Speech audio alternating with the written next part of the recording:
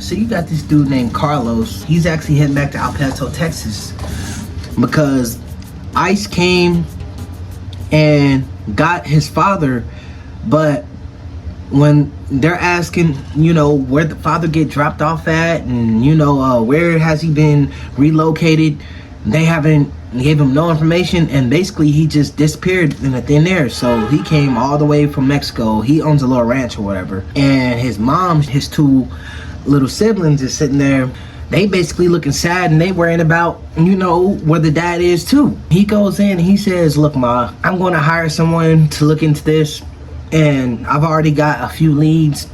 I just gotta wait on some more information. And she's like, all right, just make sure you find out what happened to your dad. So this is a Mexican family I'm talking about. So he goes to his truck, he calls his friend, and his friend is real good with like tech stuff and like computer stuff and all that. So his friend get on there and say, so I looked at the outpost where your dad was supposed to show up, and actually that busload hasn't even shown up to Mexico at all. He's like, what? He's like, yeah.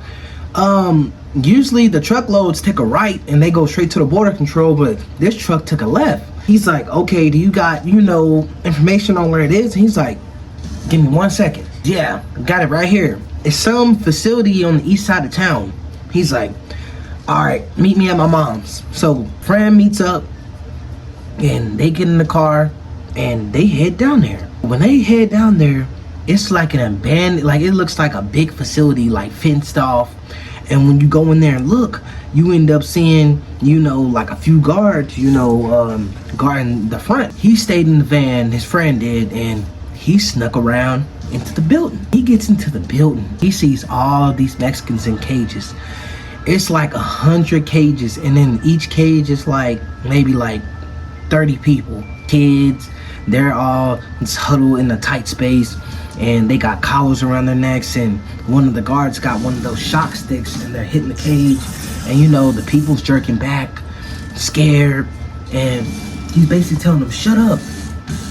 So he sneaks in, and just before the guard turns, now when he gets into the building, he doesn't know that a guard is about to turn the same corner as him. So as soon as he sees the guard, he put him in the chokehold and snap his neck.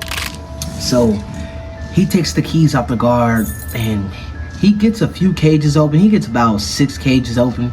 All these one guards start coming in. Basically, they start chasing him. He's being chased through this warehouse by these ICE people. Now, when he's running, he said that he's seen something that he'll never forget. These ICE people had Mexicans upside down, and they was draining their bodies out, and they were in like these big clear looking bags.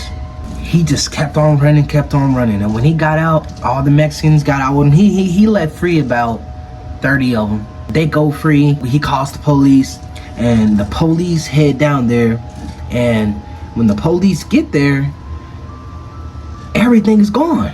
The cages are empty, the guards are gone, all the rest of the Mexicans are gone. So they didn't have no cameras and no leads, but he said that he seen for sure that day they had bodies in that building. What do y'all think the ICE people were doing to those people? Like, comment, subscribe.